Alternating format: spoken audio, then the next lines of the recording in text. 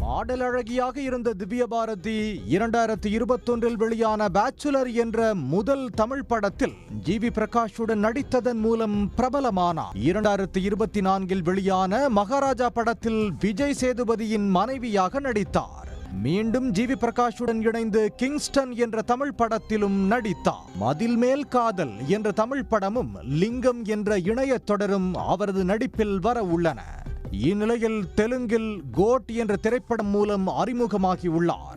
அந்த படத்தின் இயக்குனர் நரேஷ் குப்பிலியுடன் திவ்ய பாரதிக்கு தகராறு ஏற்பட்ட நிலையில் நரேஷ் குப்பில் அந்த படத்தில் இருந்து நீக்கப்பட்டு அவருக்கு பதில் பனி கிருஷ்ணா அந்த படத்தை இயக்கி வருகிறார். கோட் படப்பிடிப்பின் போது நரேஷ் குப்பிலி தன்னை இழிவான வார்த்தைகளால் குறிப்பிட்டதாக திவ்ய பாரதி கடுமையாக விமர்சித்துள்ளார். படப்பிடிப்பு தளத்திலும் அவர் மரியாதையற்ற கருத்துக்களை தெரிவித்ததாக திவ்ய பாரதி வெளிப்படுத்தியுள்ளார்.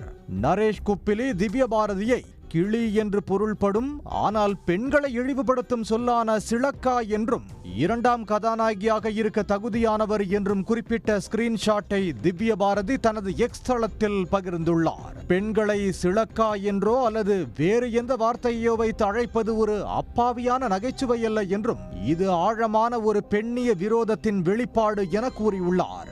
இது ஒரு முறை நடந்த சம்பவம் அல்ல என்றும் இதே இயக்குனர் படப்பிடிப்பு தளத்தில் பெண்களை மீண்டும் மீண்டும் அவமதித்து வந்ததாகவும் இந்த கலாச்சாரத்தை அனுமதித்து ஹீரோ அமைதியாக இருந்தது தன்னை மிகவும் ஏமாற்றமடைய செய்ததாக திவ்ய பாரதி தெரிவித்துள்ளார்.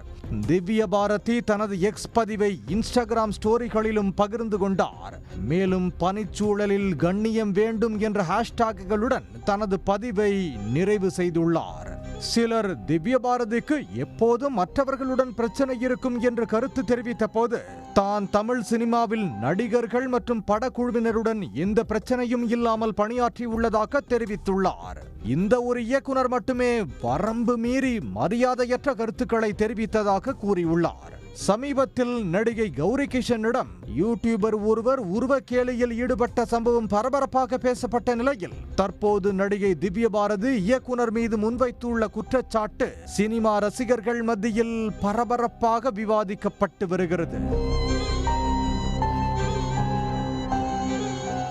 உடனுக்குடன் செய்திகளை தெரிந்து கொள்ள சன் நியூஸ் பெல் ஐகானை கிளிக் பண்ணுங்க.